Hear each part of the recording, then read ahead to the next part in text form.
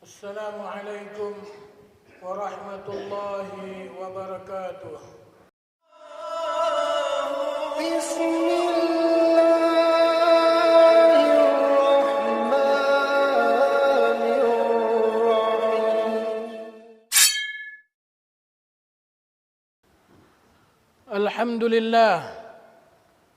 الحمد لله الذي نحمده ونستعينه ونستغفره ونستهديه ونعوذ بالله من شرور أنفسنا ومن سيئات أعمالنا من يهده الله فلا مضل له ومن يضلل فلا هادي له أشهد أن لا إله إلا الله وحده لا شريك له وأشهد أن سيدنا ونبينا محمدا عبده ورسوله اللهم صل وسلم وبارك على سيدنا محمد شجرة الأصل النورانية ولمعة القبضة الرحمانية وأفضل الخليقة الإنسانية وأشرف الصورة الجسمانية ومعدان الأسرار الربانية وخزائن العلوم الاصطفائية صاحب القبضة الأصلية والبهجة السنية والرتبة العلية من اندرجت النبيون تحت لوائه فهم منه وإليه وصل وسلم وبارك عليه وعلى آله وصحبه عدد ما خلقت ورزقت وأمت وأحييت إلى يوم تبعث من أفنيت وسلم تسليما كثيرا أما بعد فيا أيها الحاضرون رحمكم الله أوصيكم ونفسي بتقوى الله وطاعته لعلكم تفلحون وقال الله تعالى في القرآن الكريم أعوذ بالله من الشيطان الرجيم بسم الله الرحمن الرحيم اتقوا الله حق تقاته ولا تموتن إلا وأنتم مسلمون. Ma'asyiral muslimin, sidang Jumat dirahmati oleh Allah. Pertama-tama marilah kita panjatkan puja dan puji syukur kehadirat Allah Azza wa Jal yang telah memberikan rahmat serta nikmatnya kepada kita, yang telah memberikan dan kesehatan kepada kita, yang telah memberikan keberkahan umur kepada kita, sehingga pada hari Jumat yang mulia ini kita masih diberikan kesempatan, kita masih diberikan kesehatan dan keberkahan umur oleh Allah Subhanahu wa taala untuk kita melaksanakan salat Jumat di rumah Allah yang mulia ini. Salawat dan salam tidak lupa juga kita haturkan keharibaan junjungan kita, penenang jiwa kita, penghulu para nabi dan rasul, dan pemberi syafaah di yaumil qiyamah, yaitu baginda Rasulullah sallallahu alaihi wasallam, juga pada keluarga, sahabat dan pengikut beliau yang selalu istiqamah mengikuti sunnah-sunnah beliau hingga akhir zaman. Dan marilah kita bersama-sama meningkatkan ketakwaan kita kepada Allah Subhanahu wa taala, yaitu dengan mengerjakan perintah-perintah Allah dan menjauhi larangan-larangan yang dilarang oleh Allah Subhanahu wa taala. Ma'asyiral muslimin, sidang Jumat yang dirahmati oleh Allah, manusia adalah sebagai makhluk yang berkebudayaan dengan akal dan hati yang dilengkapi dengan panca indera, bukan saja dapat melihat, mendengar, merasa, mencium, memikir dan menyelidiki segala kejadian di alam dunia ini. Sepantasnya tidak ada lagi yang masih ragu tentang Allah dan kekuasaannya. Dan kalau masih ada, sebagai banyak yang dijumpai oleh para nabi dan rasul di zaman dahulu dan juga di zaman sekarang ini, sungguh itu adalah manusia-manusia yang cacat atau manusia-manusia yang kelewatan, berakal tetapi tak dapat menggunakannya, bermata tidak dapat melihat, bertelinga tidak dapat mendengar, sehingga mereka disamakan oleh Allah Subhanahu wa taala dengan makhluk yang tak diberi akal.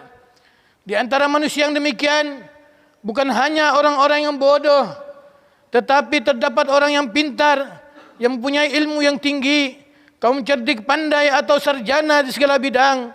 Tidak mungkin kalau dikatakan mereka tidak berfikir, tidak mungkin kalau dikatakan mereka tidak melihat, dan tidak mungkin kalau dikatakan mereka tidak mendengar. Tetapi pikiran dan ilmu pengetahuan mereka itu hanya ditujukan untuk hanya nafsu belaka. Tidak pernah tertuju perhatian mereka kepada pencipta alam yang mengedarkan bintang dan planet, yang menumbuh tumbuhan atau yang menghidupkan segala yang hidup, termasuk diri mereka sendiri. Karena perhatiannya hanya tertuju kepada makanan, minuman dan kepuasan hawa nafsu belaka. Jadi perumpamaan Allah di dalam Al-Quran sangatlah tepat. Mereka dinamakan oleh Allah adalah orang-orang yang lalai. Ma'asyiral muslimin, sidang Jumat yang dirahmati oleh Allah, manusia yang mempergunakan akal dan hatinya, yang sering atau selalu memikir dan merenungkan akan segala kejadian langit dan bumi, bergilirnya malam dan siang, bertumbuh dan berkembang biaknya tumbuhan dan binatang, atau memikir dan merenungkan akan kejadian dirinya sendiri, pasti tidak dapat tidak, ia akan percaya akan Allah, akan selalu ingat akan Allah, bahkan akan selalu kagum atas kehebatan dan keindahan alam ciptaan Allah Subhanahu wa taala, sehingga ia tunduk, khudu dan tawadu terhadap Allah. Malah setiap teringat akan dibacakan ayat-ayat Allah, hati mereka menjadi gemetar, tubuh mereka menggigil, ada yang sampai menangis terseduh-seduh sampai semalam suntuk. Demikianlah tabiat para nabi dan rasul, juga tabiat para sahabat-sahabat pengikut mereka, dan begitu pula lah tabiat umumnya manusia-manusia yang selalu beriman dengan keimanan yang benar terhadap Allah Subhanahu wa taala. Allah Subhanahu wa taala berfirman di dalam surah Al-Isra, "Innal ladzina utul ilma min qablihi idza yutla alaihim yakhruna lil adqani sujada wa yaquluna subhana rabbina in kana wa'du rabbina lamaf'ula wa yakhruna lil adqani yabkuna wa yaziduhum khushu'a." Sungguh orang-orang yang diberi ilmu sebelumnya, bila dibacakan kepada mereka ayat-ayat Allah, mereka tersungkur dan bersujud. Mereka berkata, "Maha suci Tuhan kami. Sungguh janji Tuhan kami sudah menjadi kenyataan." Kembali mereka tersungkur atas wajah mereka sambil menangis. Mereka bertambah khusyuk. Ma'asyiral muslimin, di dalam surah Maryam Allah Subhanahu wa taala berfirman, "Wa idza tutla 'alaihim ayatul rahman yakhruna lil azqani sujada." Wa idza tutla 'alaihim ayatul rahman yakhrun sujadan wa bukiya. Dan bila dibacakan atas mereka akan ayat-ayat Allah yang Maha Pengasih, mereka bersujud sambil mereka menangis. Ma'asyiral muslimin, dalam sebuah hadis Rasul sallallahu alaihi wasallam bersabda yang diriwayatkan oleh Ibnu Mardweh dan Atha, "Aku bersama Ibnu Umar dan Ubaid bin Umar datang menemui Aisyah radhiyallahu anha. Kami masuk ke rumahnya. Antara kami dan ia ada hijab atau ada tutup. Berkata Aisyah, 'Hai Ubaid, kenapa lama engkau tidak berkunjung?' Menjawab Ubaid, 'Sesuai dengan kata penyair, jangan terlalu sering berkunjung agar bertambah rindu.' Lalu berkata Ibnu Umar, 'Perbolehkanlah kami dan kabarkanlah kepada kami, wahai Aisyah, sesuatu yang paling mengagumkan tentang baginda Rasul sallallahu alaihi wasallam yang pernah engkau lihat.' Mendengar pernyataan itu, Aisyah menangis karena akan teringat wajah baginda Rasul sallallahu alaihi wasallam yang telah wafat. Berkata Aisyah, semua keadaannya mengagumkan. Pada suatu malam yang memang pada malam itu adalah giliranku, Rasul sallallahu alaihi wasallam mendatangiku sehingga kulitnya menyentuh kulitku. Tiba-tiba berkata beliau, 'Biarkan aku beribadah untuk menyembah Allah Subhanahu wa taala.' Lalu Aisyah berkata bahawa aku masih senang berdekatan dengan engkau, sekalipun aku sendiri juga senang kalau engkau beribadah kepada Allah Subhanahu wa taala. Rasul sallallahu alaihi wasallam terus berdiri, berjalan ke qurbah tempat air wudu, lalu beliau berwudu dengan tak banyak menumpahkan air. Kemudian beliau berdiri salat dalam keadaan menangis sehingga basah jenggot beliau. Kemudian beliau ruku dan sujud juga dalam keadaan menangis sehingga basah tempat sujud beliau. Kemudian beliau berbaring miring ke kanan tetap menangis sehingga datang Bilal untuk melaksanakan salat azan subuh. Berkata Aisyah dan Bilal, 'Ya Rasulullah, apakah yang engkau tangiskan? Bukankah Allah Subhanahu wa taala sudah mengampuni dosa-dosamu yang lama dan yang akan datang?' Lalu berkata baginda Rasul sallallahu alaihi wasallam, bagaimana saya tidak menangis? Allah telah menurunkan malam ini sebuah wahyu kepadaku.